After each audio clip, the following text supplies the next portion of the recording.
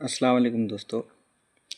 आज सुबह से मैं जब सोशल मीडिया स्क्रॉल कर रहा हूँ तो मैंने 2-3 पोस्ट ऐसा देखा कि मेरे फ्रेंड्स लोग अपनी अम्मी के साथ अपनी फ़ोटो शेयर करते हैं और स्टेटस वगैरह मैंने देखा तो मैं उतना समझ नहीं पाया। फिर और आगे बढ़ता गया तो फिर पता चला कि आज मदर्स डे है।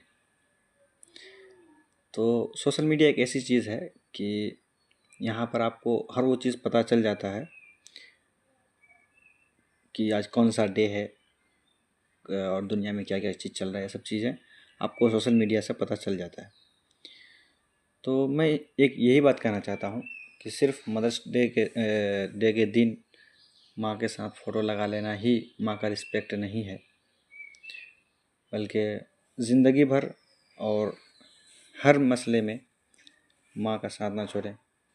आज हज़ारों लोग माँ के साथ पोस्ट लगा देता है, मदर्स डे का हैप्पी मदर्स डे बोल देते हैं, लेकिन देखता हूँ आमतौर पर कि उन्हीं घरों में उनकी माँ बूढ़ी हो जाती है, उसके बावजूद भी बेचारे को खाना पका के खुद खाना पड़ता है, अपना कपड़ा खुद धोना पड़ता है।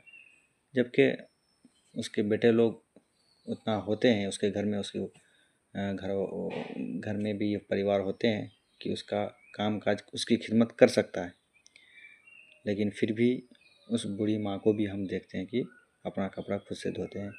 और किसी का बूढ़े बाप हैं इस हाल में, किसी की माँ है, तो कहना ये चाहेंगे कि सिर्फ स्टेटस लगा देने से माँ की मोहब्बत, माँ की ममता का कर्ज अदा नहीं हो सकता है।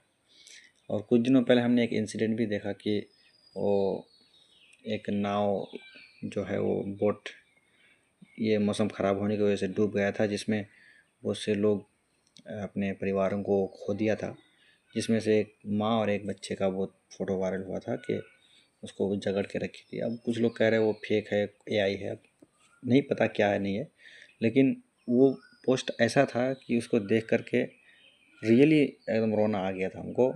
और वैसे मैं उन चीज़ों को पोस्ट ज़्यादा करता नहीं था, लेकिन रहा नहीं गया, लास्ट में मैंने भी उसको पोस्ट कर दिया।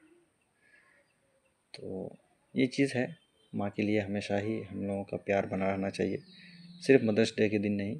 तो हम दुआ करते हैं सबकी माएँ सबके लिए, सबकी माँओं का साया हमारे सर के ऊपर कायम रहे और उनकी दुआएं हमारे साथ रहे।